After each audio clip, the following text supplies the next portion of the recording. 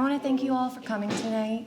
I'm Lane Collins. I'm the Special Collections Librarian here at Williamson County Public Library. And supporting local authors means the world to us, and I'm so glad that it means something to you as well. Tonight we have Bob Ravener, local author, businessman, and veteran. I want to have you all welcome me. Welcome, Bob Ravener.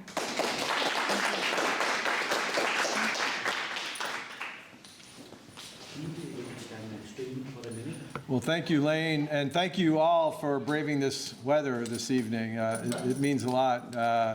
Even though the audience is small, the interest is there, and we certainly appreciate you being part of this. I want to thank a few people, not only Lane and Paige in the back, who have been very, very helpful in getting this set up. Then also our friends from Williamson County TV. They'll have this recorded and put on YouTube, which will be great. And fantastic. Also, my publisher is here, Robbie Grayson, who's worked on a number of books and also was really the main force behind the cover of this book, and he's done some tremendous work. My family is here, Lisa, my wife, and my daughter, Krissa. Welcome. Jim Sobry is here, who, an Army buddy, part of our Costco Friday veteran crowd that always has lunch there, but he's also a historian, a big researcher, and he actually brought, so we were at a porch talk a couple weeks ago, and he brought a Civil War sword that he's got a collection of these things. Tonight, and I don't cover this in my book, but he brought a saber designed by George Patton, 1913 model. So he's got that, and also the 1906 model. That was the predecessor to the Patton model. And so Jim will talk a little bit about that and add a little reality to what's in the book, because Patton plays a central role in my book. And so tonight, I thought what I would do is, some of you have read the book, some of you have yet to turn a page in it, but I'm hopefully going to walk you through the story and get you even more interested in doing this. I would also mention, and they're not here tonight because they had another commitment, but the foreword is written by Rod Heller. Rod is not only a historian himself, but has a long family history here in this area, and is also very big in history, and he did a very interesting foreword as part of this, so I wanted to call him out as well. So I'm just going to walk you through essentially the story in pictures through a slideshow, and hopefully it'll give you not only, when I think about why I wrote this book, there were really four goals in mind. One was to honor service members and first responders, of which my grandfather, Frank Smith, the man on the cover, was in the Army, the U.S. Army, over a span of 43 years. And he also spent time in between world wars as a New York cop during Prohibition in the 1920s and 30s. The second goal was to educate. You know, this is a period of time where, and I'm assuming most of you, if not all, are interested in history, but it's a part of history that we don't really learn a whole lot about in school. We go in deep into the Civil War, we go deep into World War II, and the years in between kind of get passed over. And it was so central to where we are today and what happened back then that I wanted to educate people on what the country was going through in the early part of the 20th century. And then post-World War I, then you enter 13 years of Prohibition and the rise of organized crime and corruption and all the activity that was going on throughout the country during not only the Prohibition time, but the Great Depression as well. And the third goal was to entertain, which is kind of why I went down the road of historical fiction. So the minute you put dialogue into it, unless it's an exact quote, it's going to be fictional. But I've always had an interest in walking in others' shoes, and especially this one being so close to me. I knew my grandfather until the time I was 18. Walking in his shoes, my grandmother's shoes, in the early part of their lives, and what that was like for Americans, and them in particular. And then finally, and when I think about entertaining, it's what got me really interested in history was reading historical fiction. And then the last thing was to document. So the family characters in this book are all real, The periods of time and what was going on in and around them are real. And the events that are portrayed in the book are real. And so hopefully you'll get a better picture of that by going through this slideshow as I walk you through it. And so this is going to tell you the remarkable story of my grandfather, Frank C. Smith, as a man whose life intersected with some of the most turbulent and sinister events of the early 20th century, and whom I knew until I went into the military myself. His journey as a soldier, police officer, and public servant of the city and country is fraught with danger and deception. It's both perilous and cautionary as we follow Frank through this 25-year journey and this transitional period just post the American industrial age. We'll follow the story as it unfolds from present day, which will be 1938, back through war, prohibition, organized crime, public service, and crisis. And I started down this path of telling the story with two photos.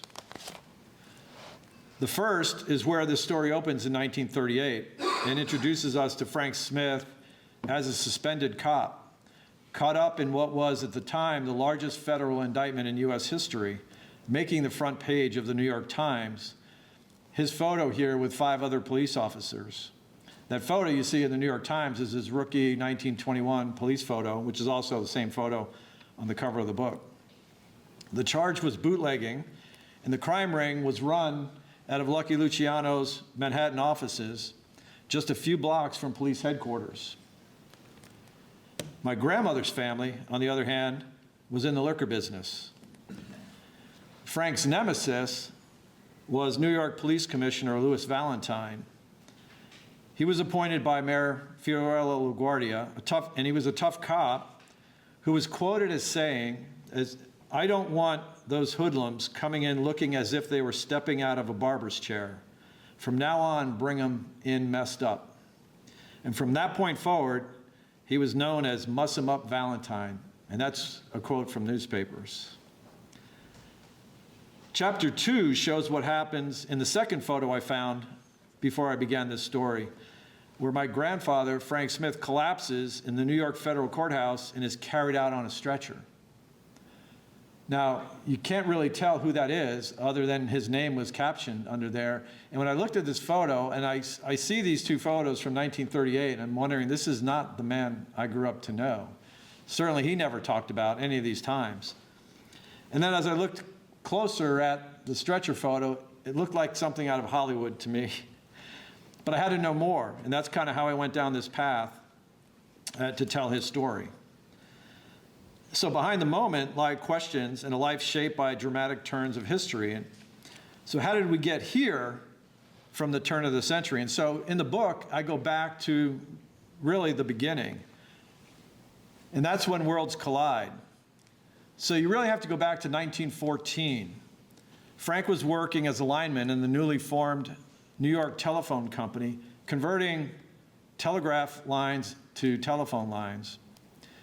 And in 1914, phones were still a luxury. In fact, you could not call from New York past St. Louis until the latter stages of 1914. So you could only call on phone to St. Louis.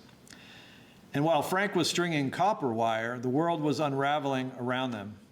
In Mexico, there was a revolution underway, and President Woodrow Wilson despised the current military government south of the border. The U.S. invaded Veracruz, Mexico, over a misunderstanding by local militia, and it was escalated by contraband weapons shipment from Germany. After 2 days of battle in which there wasn't supposed to be a shot fired, 19 Americans had been killed. And ultimately, 56 medals of honor were awarded over that 2-day battle, the largest number of medals ever given for one action. These brave sailors and Marines were eulogized at the Brooklyn Navy Yard by the president. And Frank saw for the first time what his purpose in life as it was beginning to emerge. He wanted to serve. And here you can see the caskets of the fallen Americans returning from Veracruz. and the U.S. Navy on station with the American flag waving over the port for the first time since the Mexican War in 1847. So we not only invaded Veracruz and had a 2-day gun battle, we occupied Veracruz for 6 months.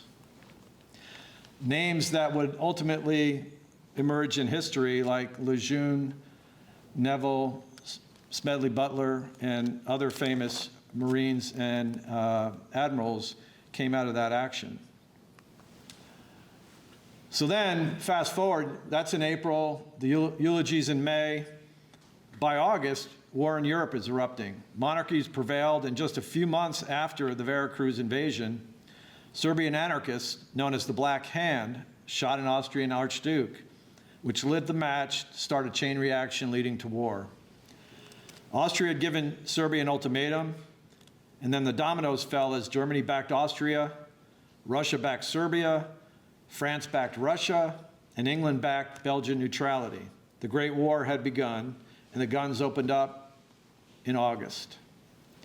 And the United States, under Wilson, vowed to stay neutral, as egregious acts like the sinking of the Lusitania in 1915 and other acts of war were protested but went unchallenged. When the Lusitania sunk, there were over 120 Americans on board, and we did nothing. And we weren't ready for war with a standing army that was 17th in the world, about the size of Serbia's army, with woefully outdated weapons. The technology of war was indeed changing fast, with the introduction of submarines, airplanes, which evolved very quickly on the fields of battle and the seas. Fast forward to 1916, and the Mexican Revolution was well underway and was a sea of changing leadership and mass killings in the country. Kind of the same today, right? A revolutionary named Pancho Villa, once an ally of the U.S., had become an outlaw of the current regime and to the American government. And what happened in 1916 would make him notorious in America, as he was wanted dead or alive. In March of that year, Pancho Villa and 500 to 800 horseback rebels raided Columbus, New Mexico. They crossed 3 miles over the border and raided this small outpost in New Mexico. They ambushed the U.S. 13th Cavalry at Camp Furlong, and 22 Americans were killed in a week of terror on both sides of the border, including soldiers, civilians, and children. And this was the time that Frank Smith would galvanize his purpose, enlisting 2 months later. And 2 months after that, he would be at the Mexican border with almost 150,000 other Americans. Pancho Villa continued to harass both the Mexican and American governments, and the U.S. Army under General John J. Blackjack Pershing and with a young George Patton rode into Mexico in the last cavalry action of the American Army. It was a proving ground for the modern American military and one that created its own headlines.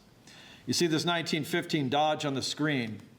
Well, I found it in an article in the New York Times in May of 1916 that included 32-year-old Lieutenant George S. Patton was involved in a shootout with Pancho Villa's bandits at an adobe hut deep into Mexican territory.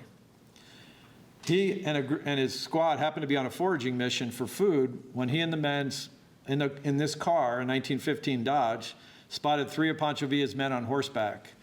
They chased him to an adobe hut, they had a shootout, and they killed all 3 of the Mexicans. And Patton was credited with the first motorized attack in U.S. history because of that.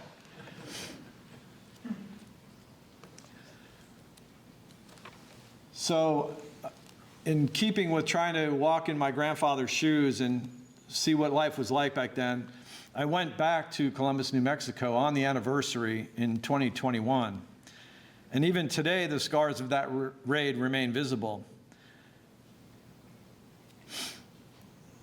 The people who were killed during that raid are still memorialized every year. And 2021, you may recall, was still during COVID, but the Historical Society there in Columbus still had a memorial service for those killed during the raid. The raid began at 4:12 in the morning as several hundred Mexican riders stormed into town from 3 different directions, killing everyone in their way. Buildings were burned, valuables taken, lives destroyed. 4 buildings burned to the ground that day, and those lots are still empty today. This is a town stuck in another century, but fascinating to see. Armored cars and supply wagons marked America's first steps toward mechanized warfare as the earliest use of in the military of airplanes for the American military. The first American air base is right there in Columbus, New Mexico. And Frank Smith was there at the border, one of almost 150,000 troops sent there just after this raid.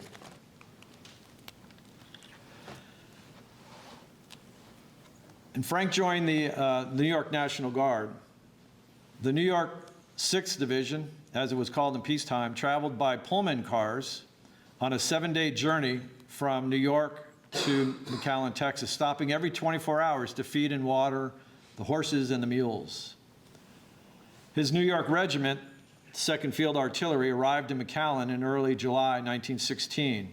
And it was here that Frank and his comrades endured long marches and harsh conditions with outdated weapons, preparing for what, unknown to them at the time, was an even greater conflict ahead. It was also here where his path would cross with Frank Putz, known as Blue, cousin of Tilly, his future wife, and my future grandmother, though he did not know what lay ahead. Desert climate, a dry, no alcohol setting, long marches, and nobody to fight. Frank called it, and it's quoted in the papers, as the land of the cactus and the tarantula. Here's a private in the New York National Guard being quoted in a New York paper. Upon the Army's return from Mexico, with American involvement in Europe becoming more likely, Woodrow Wilson was quoted as saying, "It is not an army we must train for war, it is a nation." And then war is raging in Europe. America was courted but not prepared. And while the border excursion helped, as I had mentioned, we still had only a small standing army, ranking 17th in the world, about the size of not only Serbia, but Portugal and Bulgaria. So you could see how far behind we were. In April 1917, the U.S. finally entered World War I after the sinking of 3 American merchant ships and the infamous German consul Zimmermann's letter to Mexico, which essentially promised the return of the American Southwest to Mexico if they came in on the side of Germany during the war. That gave Wilson the opening for war. Pershing sailed to France, and the New York, now 27th Division in wartime, New York's own, was sent off to Europe with what was the first wave of what would become more than 1 million men before the war ended. Soldiers carried 65 pounds of gear on marches as they trained. And Frank Smith, who is now field tested with all these other men from the desert, was prepared to help America turn the tide in the trenches of Europe. It took more than a year of training and preparedness for Americans really to enter the fight as an independent army. Not only had our army been ill prepared, but the U.S. almost had no modern weapons except rifles. We fought with French-made artillery, French-made aircraft, and newly invented French-made tanks. So to time frame this for you, we had troops in the border at Mexico in July of 1916. They were home by February of 1917. War was declared on Germany in April of 1917. France and the advance team went to Britain and France in June of 1917.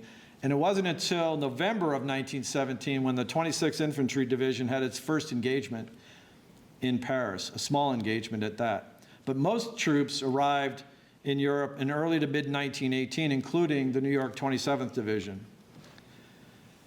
Patton was a controversial figure from the earliest service, as he was once quoted as saying, "I am a soldier, I fight where I am told, and I win where I fight." And he would play a pivotal role in the Great War. Here you can see Patton, the earliest tank commander, the 1st Tank Brigade, who nearly lost his life in the Battle of San Miguel in September of 1918 while leading his tank force on foot. So most of the American fighting took place in 7 months, really, of battle. And there were enormous American casualties, almost 32,000 killed in just these 6 battles alone, out of the total of 53,000 we lost in 7 months of fighting. Cantigny was the first significant American engagement and victory. Belleau Wood was a fierce battle engaging U.S. Marines in force and where they earned their famous moniker from the Germans as devil dogs because of their tenacity and ferocity in battle. The first American tank battle was Saint-Mihiel, where Patton almost lost his life. And the push through the Hindenburg Line, which involved the New York 27th and most U.S. casualties toward the end of the war. You can see 26,000 between September and November and the end of the war. By late 1918, American forces were essential to breaking through this Hindenburg Line, which had been reinforced for 3.5 years during this trench warfare. And this was the Meuse-Argonne Offensive. The Americans were on the attack and instrumental in battles that year. Other major engagements like Château-Thierry, Soissons, and Saint-Mihiel chiseled the American fighting spirit into lore, but at a very high price. As mentioned, we lost over 53,000 Americans and 14,000 listed as missing in a little more than 6 months of heavy fighting. Now, to put that in contrast, we lost 58,000 Americans in Vietnam over a 10-year period. This was a little more than 6 months. To make it even more impactful, the New York 27th Division experienced a 30% casualty rate, 4 times the overall American rate of 7%. Blue puts my grandmother's cousin and Frank and Tilly's future best man was killed in action on September 27th and awarded the Silver Star for his courage under fire. And in that citation was recognized for going over the top 6 times that day. The war left deep scars, physical, emotional, and national.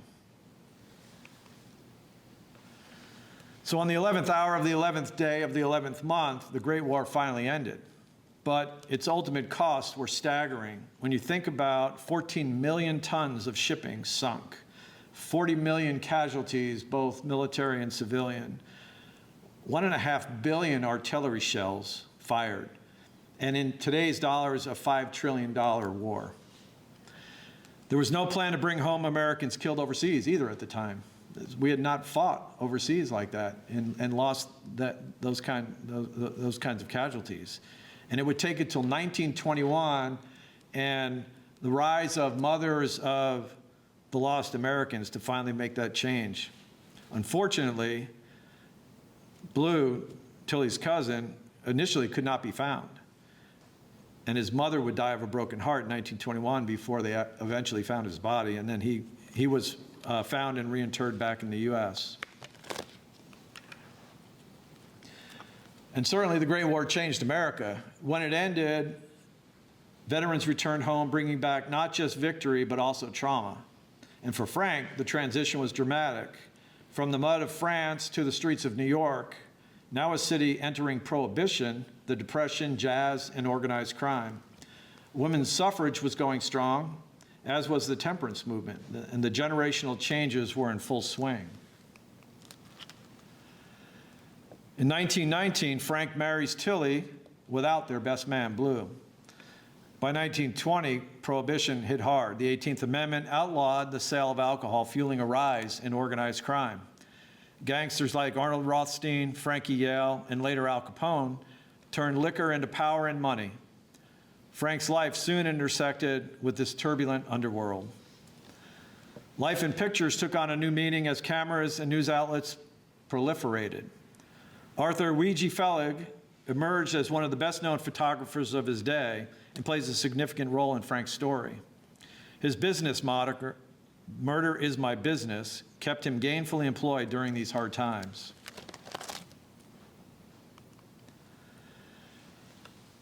On this slide, you can see the rise of notorious gangsters. So from the Five Points Gang and other immigrant gangs of the late 19th, early 20th century, individuals begin to emerge. From Lucky Luciano, and organized crime evolved rapidly. And what I learned was that they were all interconnected. We've heard a lot of these names in the past, but I, for one, before I researched it, didn't know that they kind of all knew each other, and they all helped each other, and then they all killed each other. Murders became business tactics, and hotels like the Waldorf became centers of deals and violence.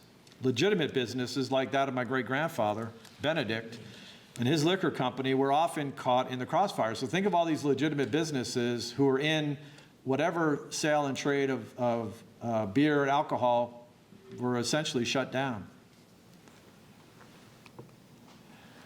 So then you see these individual gangsters emerge. Johnny Torrio, who was big in New York, went to Chicago and recruited Al Capone to join him. Most people think Capone's a Chicago guy. He was born in Brooklyn. But he got his 3 scars in this place called the Harvard Inn. And from then on, law enforcement often called him Scarface. He hated it and did his best only to be photographed on the right side of his face. Torrio then called on Frankie Yale, who was the kingpin of Coney Island, to come to Chicago to knock off Big Jim Colosimo, the kingpin of Chicago at the time. My grandfather told us kids, and I have 4 siblings, stories of run-in with a young Al Capone when he was in Brooklyn. And their paths, as you will see in the book, cross again. So organized crime goes mainstream. By the 1920s, Chicago was split into sections. The Italians controlled the south, led by Torrio, while the Irish controlled the north, led by Dean O'Banion. Torrio had O'Banion killed in 1924, and in revenge, Bugs Moran ordered a hit on Torrio. Severely wounded, Torrio handed control of the outfit in Chicago to Al Capone at the ripe old age of 25. And then on Christmas night, 1925, Frankie Yale asked Capone to return a favor by helping him rub out the Brooklyn Irish gang led by Richard Pegleg Lonergan. And this became known as the Adonis Club Massacre, which wiped out Irish resistance at the Brooklyn docks. And then later in 1929, Capone ordered the St. Valentine's Day Massacre aimed at Bugs Moran, though Moran escaped. Outright gang warfare escalated, ultimately leading to Capone's downfall. Meanwhile, in Manhattan, Rothstein was grooming Lucky Luciano, who in turn brought Legs Diamond into the big time, and law enforcement was struggling to keep the lid from blowing off. I thought it was important to show just how this underworld changed leadership year after year, typically by the gun. And this slide shows the bloody turnover of gangland leadership, and it reminds us how much was at stake in that world and how greed and power always superseded loyalty. These rub-outs became almost daily news as the action indeed sold newspapers. By the late 1920s, some estimates say there were more than 30,000 speakeasies in New York City alone. Life was booming for gangsters, but legitimate businesses were often caught in the middle. Creativity flourished in ways to bypass alcohol bans. Even new drinks like Welch's grape juice emerged as substitutes. Medicinal alcohol was still legal, but prescriptions, as you might imagine, were often abused. My great-grandfather and his associates were struggling to make ends meet, opening the door for illegal sales and organized crime. Police often looked the other way as the streets became uncontrollable. By October of 1929, with the stock market crash, America was in deep turmoil, and my great-grandfather and grandfather were in the thick of it. 13 years later, Prohibition ends. And most people don't realize this, but part of FDR's plan to get the country back to work in the 1932 campaign was to end Prohibition. It was also the new New York Mayor Fiorello LaGuardia's platform, as he is quoted as saying, "I am certain that the good Lord never intended grapes to be made into grape jelly." The nation was ready to undo what many considered one of the worst laws ever created. By 1933, Prohibition ended, but organized crime had already rolled in. It became more structured under the Mafia Commission, formed by Lucky Luciano, after he eliminated both Joe Mazzaria and Salvatore Maranzano. He tried to end gang warfare with modest success, but meanwhile, prosecutors like Thomas Dewey emerged, backed by President Franklin Roosevelt. They fought back with new bundled charges. And at one point, Dutch Schultz, who was next on Thomas Dewey's list, planned to have Dewey killed. Luciano thought it would be bad for business to kill a prosecutor, but when Schultz persisted, Luciano had Schultz taken out himself. So to understand Frank's suspension, if you go back to chapter 1, you have to go back to 3 years earlier, 1935. Frank had become the lead plaintiff in a lawsuit against the New York Police Commissioner. And he was the lead plaintiff with 60 other police officers who were part of the military reserve system against the commissioner. The issue? Valentine, the commissioner, refused to pay military reservists for their military training, something required in the reserves.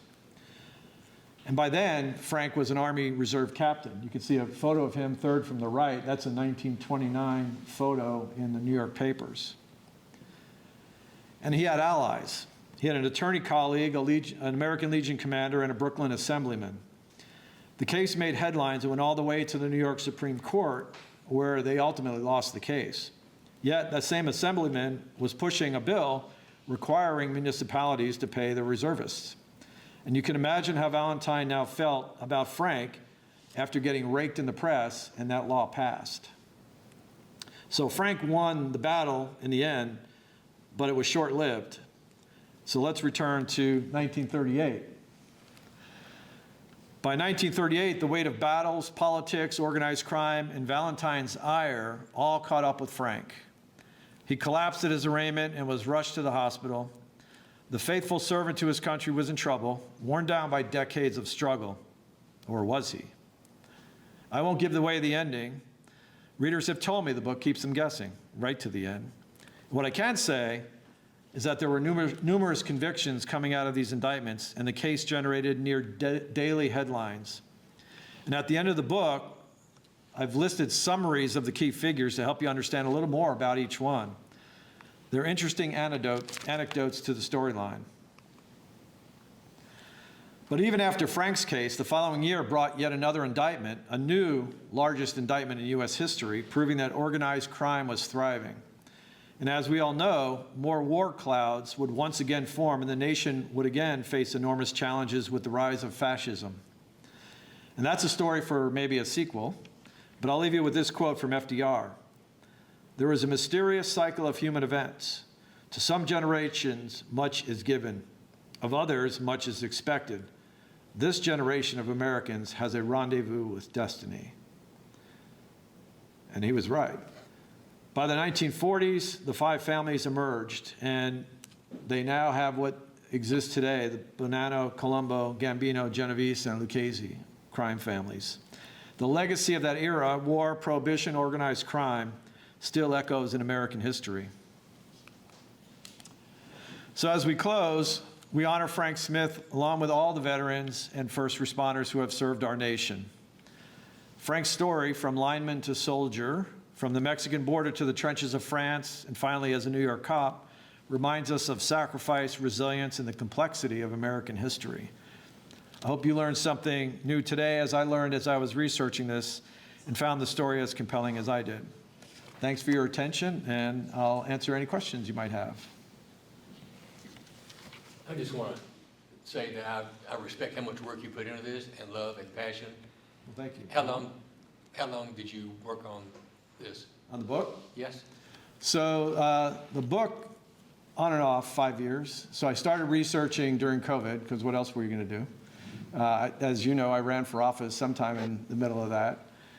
So I was doing some other things, but on and off for 5 years. It took me from beginning the research to publishing. It's a tremendous commitment. Well, you don't know. I should recognize the other authors I know here. Walt Green has not only one book out right now, the Nashville and Decatur Railroad during the Civil War, right? Yes. And he's working on his second book. And then we have a novelist here, Bruno Parecki, who has 2 novels out and is working on his third. Town Law, the first one, and The Night of Long Shadows, right? It's the second one, and he's keeping the third one secret for the time being. But Bruno will probably be doing a talk here later, and Walt's done talks here in the past. So thanks for your question, Walt. Thank you. Jim. Well, I was wondering if you included the Veracruz landing, because we worked together on that with pictures, and Annapolis graduate that was there, and you were busy taking pictures and taking notes, and I just thought I'd see what the outcome of that was. Yeah, so Jim's been very helpful on the research side of it. He has a lot of collections, especially about early American military history. So there's a whole chapter on Veracruz. It was originally 2 chapters. we even went back and forth about leaving the chapter in or out, but Robbie thought it was very important to the overall story, so we left it in. But there's a whole chapter that basically walks through how we got to Veracruz and what happens in Veracruz over those 2 days, and really how it helped shape American foreign policy from that point forward. And the Germans were instrumental in that. So there was a shipment. So some of you may have heard about the Tampico affair, which is how this all started, where we had nine sailors arrested in the port of Tampico because they were trying to fill up gas tanks, and the local militia arrested them. The fleet admiral on station called it an affront to the American flag and demanded a 21-gun salute and a public apology from the revolutionary government, which they refused to do. Now, they didn't even tell the president, and he gave the Mexican president 24 hours to comply, or he was going to start shooting. And that's how that all started in Veracruz. And the only mission the Navy had, and the entire Atlantic Fleet ended up off the coast of Veracruz, and they were only supposed to seize the custom house to stop the shipment of weapons coming in from Germany.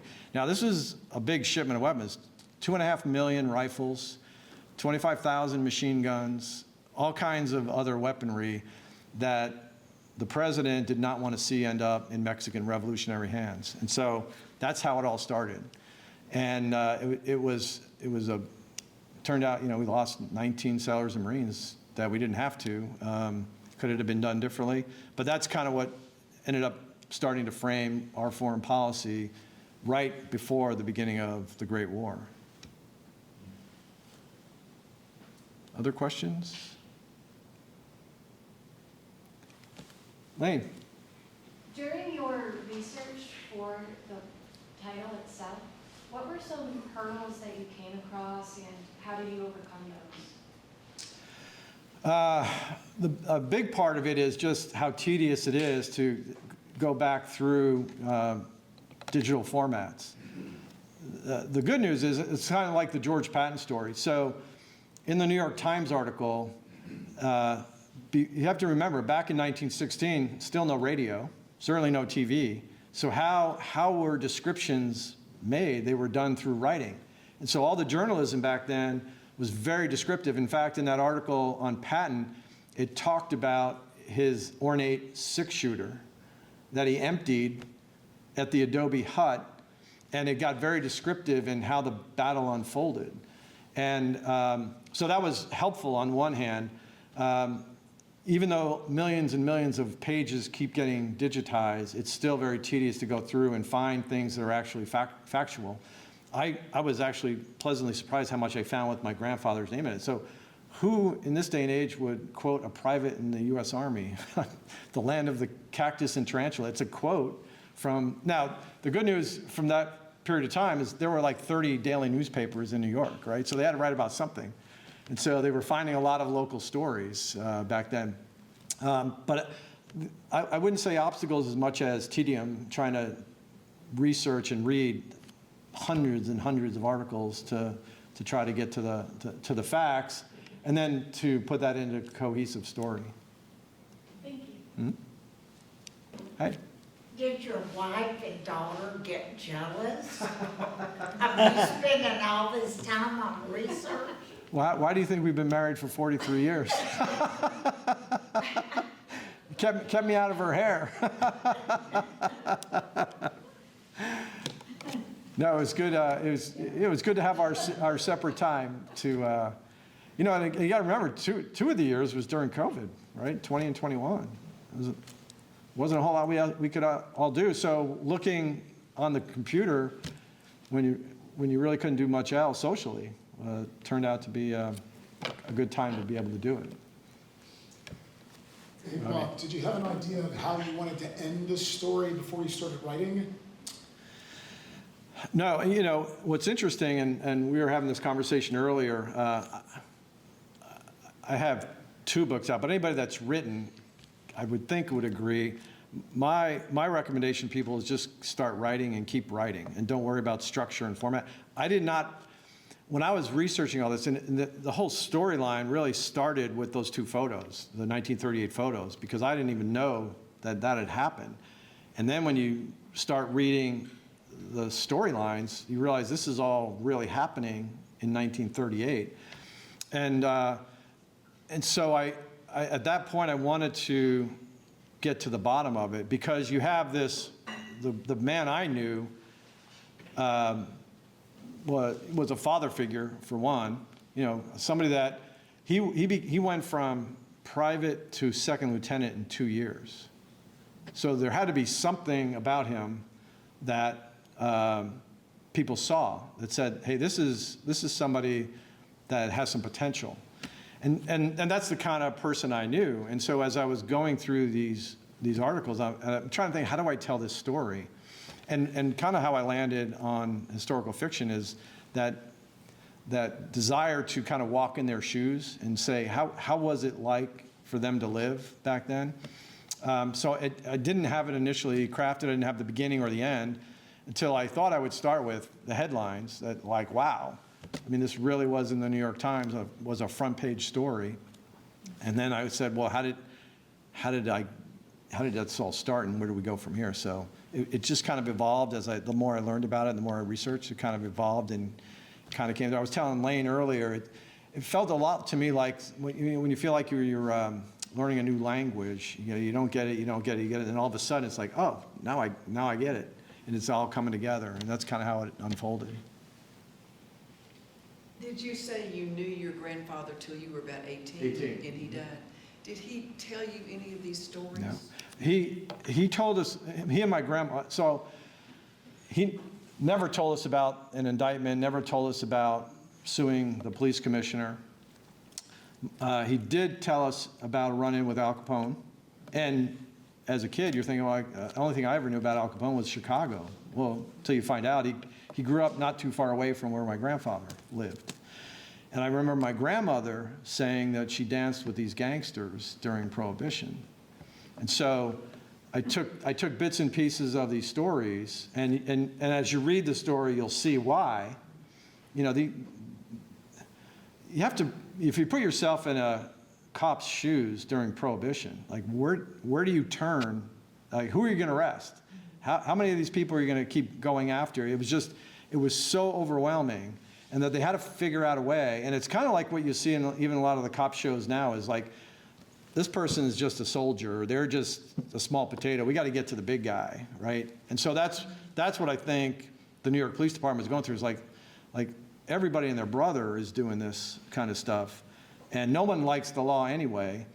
And if we're really going to get at this, we've got to stop the big guys from doing it. And so we got little bits and pieces, and I was able to weave that into the story.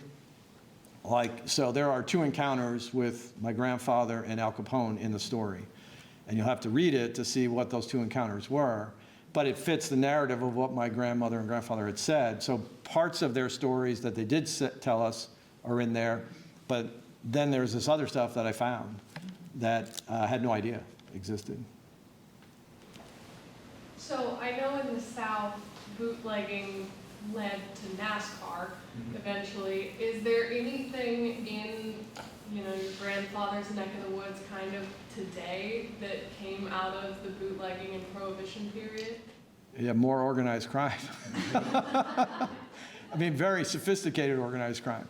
I mean, bootlegging, moonshining, there's always going to be small-time criminals and things going on. I firmly believe, and certainly what I've learned would support this, that Prohibition has led to so many worse things because of Prohibition, and organized crime is one of them. And it's because it was so lucrative. People weren't going to stop drinking, right? And this went on for 13 years. And the other thing you have to keep in mind, and this is another part of our history that people don't really get, why did the temperance movement gain traction? Because even from the Civil War to the early 20th century, there were temperance movements around. You can read stories about it all, but why did it finally gain enough traction to get an amendment passed in the U.S. Constitution? Well, part of the reason was, if you go back to 1913, what was established in 1913? The income tax. So there was no income tax before 1913. And why? Because there was so much tax dollars gained through alcohol sales. So 1913 hits, the U.S. starts now getting income tax. And between 1913 and 1920, they're saying we don't need these. The government got behind, the representatives got behind, we don't need alcohol taxes as much anymore because we have income tax. And that's another reason why it gained that traction. And so, I think bigger government, more organized crime, I don't see anything good coming out of prohibition itself as a law and what it created, in New York that then became national. I mean, look, the guys in New York are the ones who took over and made Chicago what it was, and it just kind of expanded from there. So there may have been some, it created more billiard halls and things like that, but I don't see anything good that came out of it. Anything else? I just want to mention there are so many wonderful things and people who have dedicated and done a lot of good things, but it is all forgotten. But you took so much of pain and patience, endurance, and took 4 years, which is almost like 1,400 days, according to you. And it's not a simple thing to write. And you have appreciated and you have covered the story very well through the PowerPoint and the book. I think it reveals itself, the greatness and what type of an author you are. So if you know, there was Wordsworth who wrote a similar thing. He sees a daffodil in the desert and he starts praising the daffodil flowers, because in the desert you don't see the flowers. Mm-hmm. But Wordsworth sees that flower, he embraces it, and he gets motivated out of it, and he brings that to the world. That's what I think you have done. I think I need to appreciate what you have done. Well, thank you. Congratulations. BK. I have your check in the mail. Thank you, BK. Appreciate it. Well, let me give a few minutes here to Jim. You want to talk about the Patton Sabre a little bit?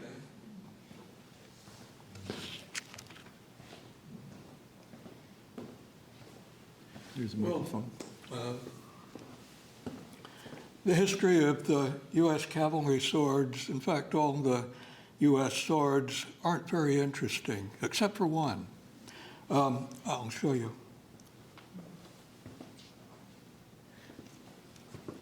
They needed a new saber in 1833, and so what the U.S. government did with all of its commissions and senior officers that would meet to discuss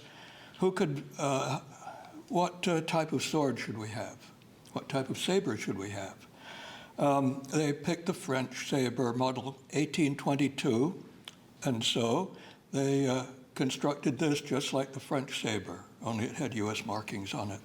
And then that was the model 1840. Then along came the Civil War, and the 1860 model was created, which is just like this.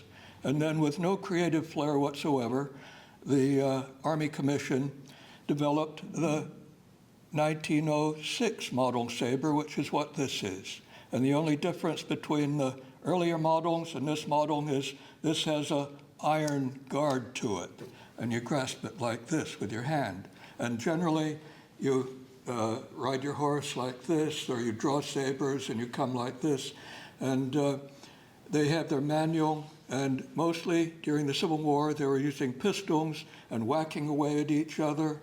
And the point wasn't really used that much.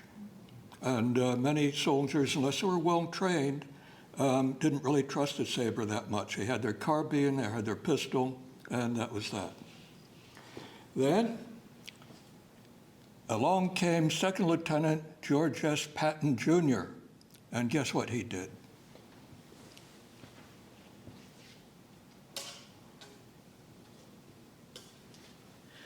At West Point, George was very good at fencing.